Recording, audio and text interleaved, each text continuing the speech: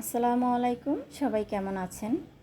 আজকে আমি আরেকটা ভিডিও নিয়ে আপনাদের কাছে চলে আসলাম।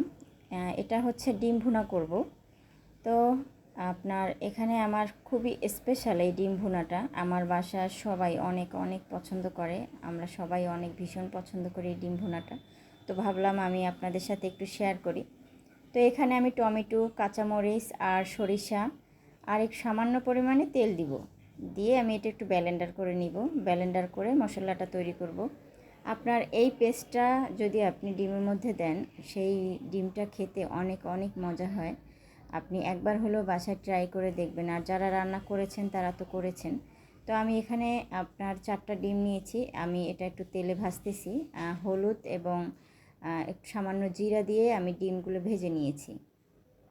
আর হচ্ছে আমার অন্য সাইডে আমি একটা প্যান বসিয়ে দিয়েছি, সেখানে আপনার মশলা টশলা দিয়ে আমি একটু কষিয়ে। তো আমার কষানোটা প্রায় হয়ে গেছে, দেখতেই পাইতেছেন। এখন আমি ডিমগুলো এখানে দিয়ে দেব। ডিমগুলো দিয়ে আমি 1 মিনিটের মতো এই মশলার সাথে কষিয়ে নেব। মশলার সাথে কষালে কি হবে, আপনার একটু হালকা গন্ধটা চলে যাবে, কারণ আমি এতক্ষণ যে কষাইছি তাতেই গন্ধটা চলে গেছে।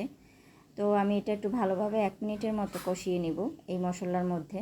তারপরে আমি সামান্য এখানে পানি অ্যাড করে দিব। এভাবে আপনারা রান্না করে খেতে পারেন, মানে খুবই ভালো হয়। তো দেখেন আমার প্রায় রান্না, আমি সামান্য এখানে পানি দিয়েছি সেটা তো বলেছি, আর 2 টুকরা টমেটো দিয়েছি, ধনিয়া পাতা দিয়েছি। তো এখন ভালোভাবে আমার রান্নাটা প্রায় হয়ে গেছে। দেখেন কতটা সুন্দর দেখাচ্ছে। আপনার এই যে ঝোলটা হয়েছে, এই যে আপনার মানে মরিচটা, মশলাটা, এটা দিয়েই আপনি ভাত খেতে পারবেন। মানে এত সুন্দর হয়েছে আর এত মজা হয়েছে। তো আল্লাহ হাফেজ, সবাই ভালো